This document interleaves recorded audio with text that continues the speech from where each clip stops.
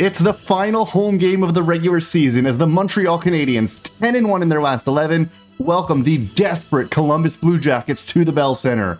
When last these two teams faced off on March 26th, only 3 points separated them in the standings. Today, the gap sits at 13. The Jackets are clinging to their playoff chances, having been eliminated from wildcard contention and now only able to catch the Flyers for the 3rd seed in the Metropolitan Division. For the Canadiens, at least a point is required to stay ahead of the Tampa Bay Lightning, while 2 points would bring the Habs level with the Buffalo Sabres for first in the Atlantic. With the milestone 50th goal of Cole Caulfield behind them, the focus now shifts to Nick Suzuki's hunt for 100 points. The captain needs just 2 more points to hit the century mark, and 2 more goals would see him reach the 30-goal plateau for the season. Suzuki already holds the team record for most points in a single season by the team's captain, and he looks to become the first player to reach 100 points since Mats Naslund in 1985-1986, over 40 years ago. No changes to the lineup that beat the Tampa Bay Lightning on Thursday night. Jet Greaves gets the nod for the Jackets. His record sits at 25-17-9, with a 2.61 goals against average and a .908 save percentage, while Jakub Dobeš goes for his 30th win of the season.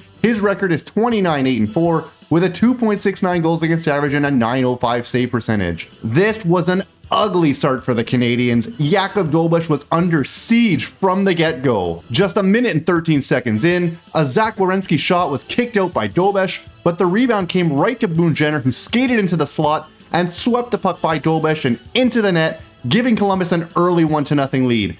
Engstrom lost track of his man, and Montreal quickly found themselves in a hole. They didn't do much to help themselves out of it either, as Mike Matheson got called for a hold just seconds after the Jackets took the lead, sending Columbus to an early power play with a chance to go up 2. Dobeš stood on his head while the team was shorthanded, as his team left the slot virtually uncontested on multiple occasions, requiring the Habs netminder to come up with a ton of saves early, as the team fell down 9-0 in shots on goal in under 4 minutes.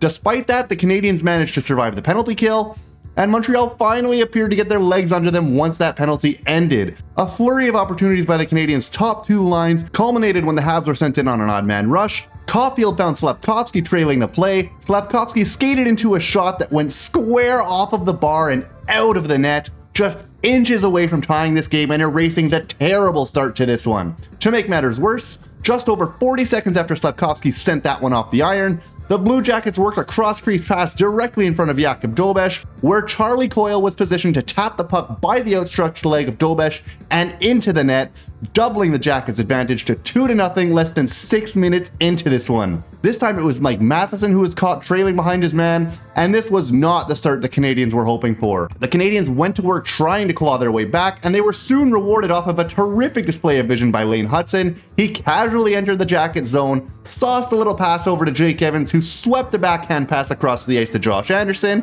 Anderson was able to one-time the puck over the glove of Greaves and into the net, pulling the Canadiens back within 1 and giving the team a little bit of life. That's his 14th of the year, and of all the Habs' overpaid bottom 6 players whose contracts are due to expire next season, Josh Anderson is really the one who I'd be most interested in seeing brought back. Montreal kept the pressure up after that goal, with the first line continuing to look strong.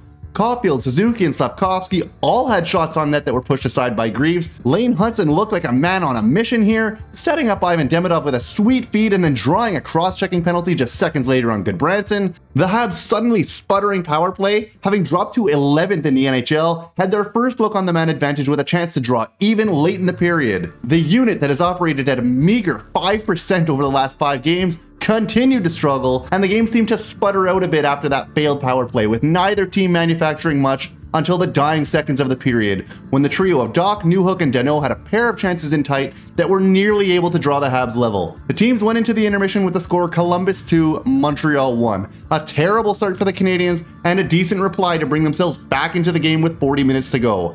If the Canadiens can bring the same energy and skill that they did in the second half of the period to the rest of this game, they should give themselves a solid chance of coming back and winning this one. A pair of offsetting penalties at the end of the first led to the start of the second being played at 4-on-4. That open space led to chances in each direction, with the Canadiens being stuffed, and with Kirill Marchenko catching Dobeš off guard, using Dobson's body to screen his intentions as he made it look like he was going to make a deke. Instead, he quickly released the puck blocker side on Dobeš, fooling the Habs goalie and restoring Columbus's 2-goal advantage. A terrific play by the Russian forward. What a shot. He definitely got the better of Dobish on that one. While it wasn't quite as poor of a start as the first, it still left much to be desired for the Canadiens, as the Habs gave Columbus a bit too much uncontested real estate in their zone. The Canadiens got hemmed into their own end for 2 minutes straight thanks to a pair of poor plays by Arbor Xhekaj. That led to numerous chances for the Jackets that threatened to put this game out of reach before Oliver Kapanen took a penalty that sent the Jackets to the power play. It was open season on the Habs net to start the penalty kill, as Dobish had to be agile and able to prevent the Jackets from blowing this one open. Montreal survived the threat of the power play, but a horrendous giveaway by Jaden Struble led to a wide open look for Sean Monahan from the faceoff circle. Monahan didn't have much trouble beating Dobish and put the Jackets up by 3. This was a terrible game for the Canadiens' defense as a whole, but in particular, Xhekaj and Struble were repeatedly victimized. This was definitely the worst game both of these guys have played since the injury to Alexandre Carrier, and the air went out of the building at this point. The Canadiens needed some kind of spark to get back into this one, but nothing was doing for the Habs. To make matters worse, Noah Dobson went off the ice and into the locker room, accompanied by a team doctor after blocking a shot. He didn't return, and it looks like he's going to be out for the remainder of the regular season. All in all, this was a very uninspired performance through 2 periods. If the Habs are going to have a performance like this though, you'd much rather see it now than in the playoffs. With just over a minute to go, the Habs were awarded with a power play when Boone Jenner interfered with Lane Hudson. The Canadiens looked for some kind of spark to close out the period, and while they at least got a few shots on target in the final minute, Greaves stood tall and slammed the door shut, sending the Jackets to a 4-1 intermission lead, with a commanding 26-13 advantage in shots. The Canadiens have engineered quite a few comebacks this season, but this one was not looking good headed into the third period. There were very few, if any, indications that the Habs would put up much of a fight in the final 20 minutes of this one. The Canadiens had the second half of that power play to work with to start the third period, but it was again a lesson in futility as they could not generate any opportunities off of rebounds. The power play came up short yet again, and they nearly allowed a 5th goal when Sillinger was forgotten all alone. Working on Dobish, but Dobish was able to turn aside the shot. Anderson then drew another penalty on the Jackets, this time for tripping, so the power play went to work again. The Canadiens seemed like they were poised to again go the full 2 minutes without a single shot on net, but with time winding down on the man advantage, Cole Caulfield, Mr. Saturday Night, put a shot towards the net from an impossible angle, somehow finding an opening on Greaves and cutting the deficit to 4-2. What's more, Nick Suzuki picked up an assist on the play for his 99th point of the year. Moments after the goal, Fantilli and Matheson went to war in front of the Canadiens' net. Matheson got the extra 2 minutes, so the Jackets went to the power play.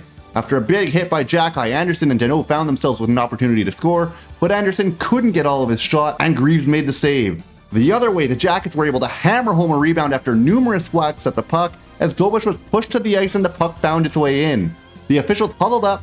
They made the determination that there was goalie interference on the play, taking the goal off the board. Now, Rick Bowness called a timeout to give himself some time to look at this one, but in the end he decided against challenging this, instead opting not to risk the minor penalty for delay of game. I think this would have been a good goal. The Habs made it through the remainder of the penalty kill and were awarded a power play of their own when Demidov was hit from behind without the puck. Demidov had to be sent off though to be assessed under the league's concussion protocol, so Alexandre Texier took his spot on the power play that has been so poor of late.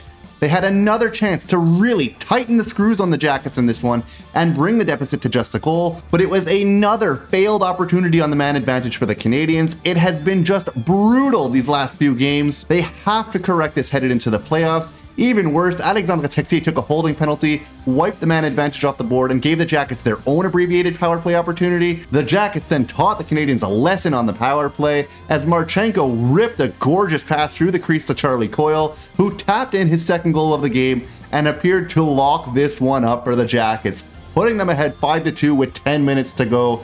That goal was the dagger in this one. Montreal had nothing left to give and skated the remainder of this one out, with the exception of a late flurry of opportunities, eventually falling by a final score of 5-2 in this one. It was one of their worst efforts in a very long time. Disappointing for sure, but something you hope they're getting out of their system now as they prepare for the playoffs and a now almost certain meeting with the Tampa Bay Lightning.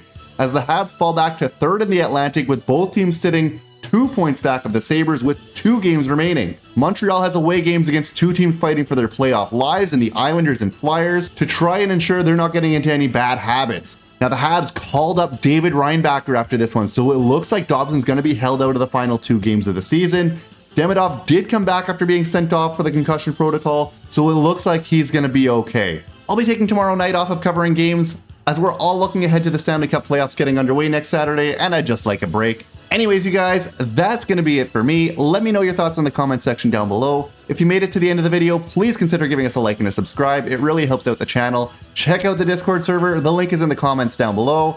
And have a great night, guys.